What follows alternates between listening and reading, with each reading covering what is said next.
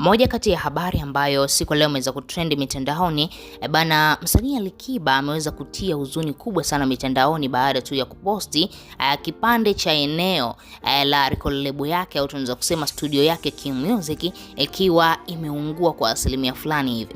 Tunafahamu wazi namna ambavyo Alikiba amewekeza sana katika sanaa yake ya muziki, na msanii yote yule ukienda nyumbani kwake lazima tu utakuta kuna eneo ambalo amelitenga kwa ajili tu ya kufanya muziki yake, yani studio. Yani hiyo ni studio yake ya ndani, sio ile studio kubwa ambayo wasanii wote wa King Music wanaitumia. Hapana, hilo ni eneo la studio yake ya ndani, hapo ambapo anaishi. Namna ambavyo imetokea, kuna ajali ya moto ambayo imetokea hapo, ikapelekea baadhi ya vifaa vyake kuharibika, kuungua, vingine havifai kabisa.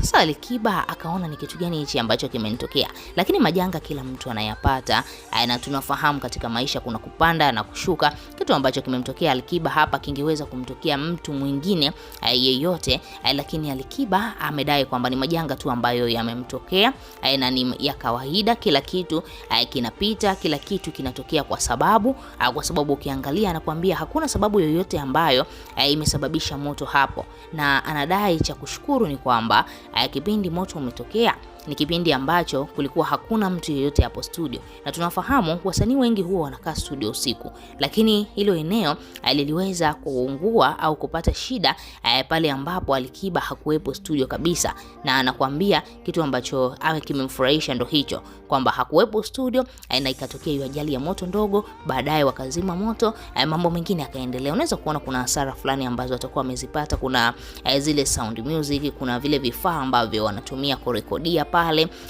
na ni vifaa ambavyo vinauzwa gharama sana, bei ghali sana, lakini hiyo sio ishu kubwa sana kwa Alikiba. Alikiba ni mtu ambaye ana pesa zake, anaweza kanunua vifaa vingine, maisha akasonga mbele, na tunafahamu kwa watesi wake, au tunaweza kusema kwa maadui zake, watakuwa wamefurahi kuona kwamba Alikiba amepata hasara nini na nini, lakini sio hasara kubwa sana. Alikiba ana miradi mingi ambayo tunaweza kusema inamuingizia kipato. Ana media yake ya Crown Media, anaweza kusema faida ya kule akaileta huko, mambo mengine akaendelea na biashara zake nyingi. Ana makampuni mengi ambayo yuko ambassador, mambo mengi sana anafanya Alikiba. Tunaweza kusema anaweza kafidia hiyo losi ambayo imetokea hapo nyumbani kwake. Kama shabiki unalipi la kumwambia Alikiba? Lakini pia kama ni mara yako ya kwanza unatembelea media hii, bonyeza maandishi mekundu yaliyoandikwa neno subscribe, na utakomejikishia kupata kila habari ambayo inatokea ndani na nje ya nchi ya Tanzania. Lakini pia usikose kila ninapotoa habari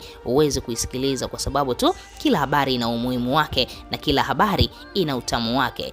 Wewe kama shabiki, tuweke comment yako hapo chini ya comment section.